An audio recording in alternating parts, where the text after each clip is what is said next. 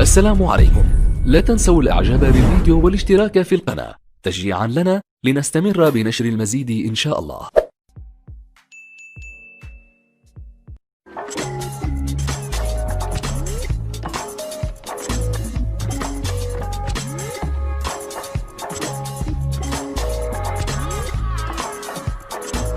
إن أعجبك الفيديو لا تنسى الإعجاب والاشتراك في القناة.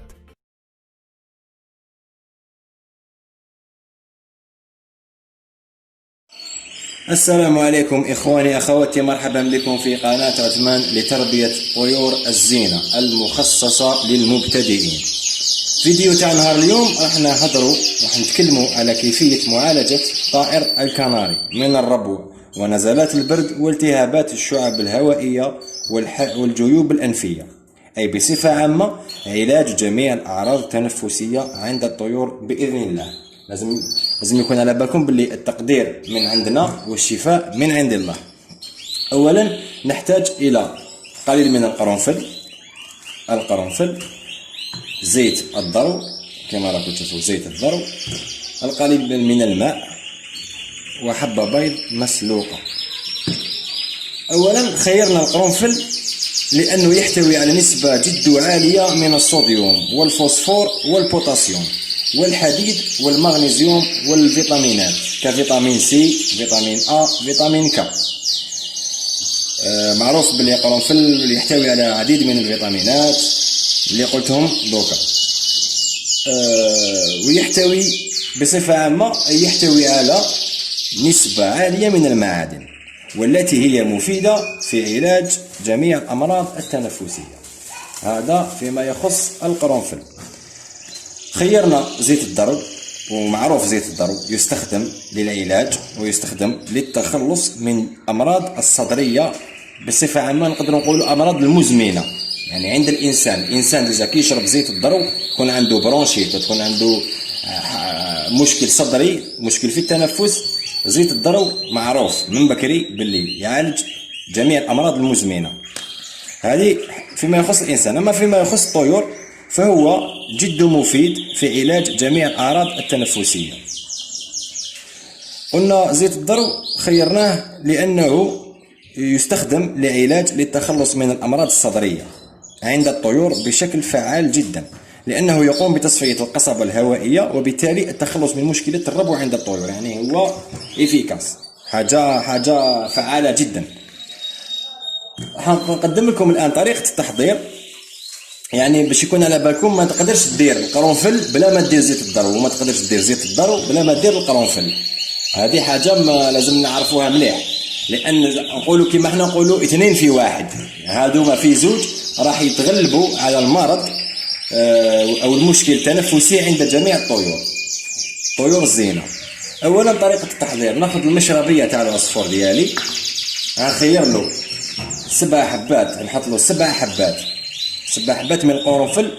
ويستحسن يكون القرنفل اللي عنده هاد الزريعة كما راكم تشوفوا هنايا، هاد الزريعة من الأحسن. نحط 7 حبات لداخل، هذه وحدة، حط 7، بسم الله.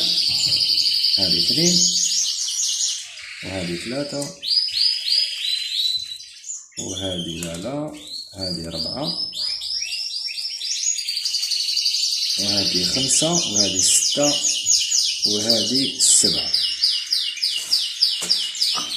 كيما درنا دوكا، حطينا 7 حبات من القرنفل في المشربية، نستعملها مدة 15 يوم مع تغيير الماء كل يومين، يعني كل يومين أو 3 أيام. من الأحسن يومين أو 3 أيام، يعني نهار ما يكفيش القرنفل باش يطلق المعادن ديالو اللي فيه. ما يكفيش نهار واحد زعما نقولوا درتها اليوم نحيها غدوه، ما درت والو. من الأحسن تخليه يومين 3 أيام. حتى الماء يتغير، ممكن الماء يتغير بس انه يطلق المفعول، يطلق املاح ديالو، المعادن ديالو، الفيتامينات كاع ديالو يطلقها في الماء ويشربها العصفور بطبيعه الحال. هذا فيما يخص القرنفل. اما فيما يخص زيت الضرو،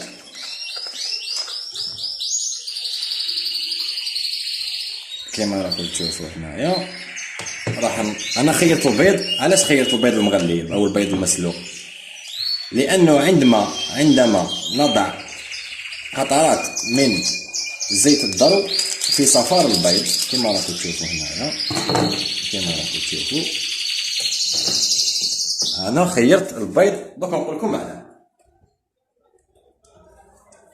خيرت البيض المسلوق لانه البيض لما نضع قطرات من زيت الضرو في صفار البيض كما راكم تشوفوا هنايا، ندير 4 قطرات، هذه وحده وهذه 2 بالك هنا 3 هاي 3 نزيد لها 4 4 قطرات ونمسحها هنايا كامل. نخلي صفار البيض يشرب كاع الزيت هذيك، يشربها، نخليها مدة 5 دقائق. المهم صفار البيض راح يشرب كامل هذيك الزيت، يعني صفار البيض راح يولي معمر بزيت الضرو. ومن بعد العصفور ياكلها راح تعاونوا. انا خيرت هذه، ما حبيتش ندير طريقه واحده اخرى، الطريقه يعني الفعاله جدا البيض المسلوق، يعني راح يعاونوا. البيض المسلوق فيه بروتينات بزاف فايز، البيض المغلي راح يعاونوا منها. ما يجيهش التسييف، ما يلاميلكش العصفور تاعك، ما يلاميش. ومنها راح يستفاد من زيت الضرو. شوفوا الزيت كيفاش راهو شربها كامل، زيت الضرو تشربت كامل كما راكم تشوفوا. من بعد نقدمها للعصفور مع المشربيه تاع الماء اللي فيها القرنفل. اما البيض، فيما يخص تقديم البيض، من الاحسن تقدمه كل يومين، تعطي له نص بيضه. يعني درت له نص بيضه، تشوفوا كلا منها غدوه نحيها له، يومين نحي له البيضه وعاود له المره كل يومين. يعني درت له اليوم درت له وحده، من على 4 ايام زيد دير له وحده، من على 3 ايام 4 ايام دير له وحده. يعني كل يومين دير له نصف حبه. علاه؟ باش نتجنبوا تكون الشحم عند الطيور. يعني هذه باش نيفيتيو التشحيم عند الطيور.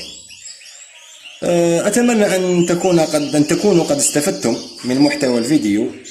كالعاده اخواني اخواتي، لا تنسوا الاشتراك في القناه وتفعيل الجرس ودعمنا بلايك. سلام.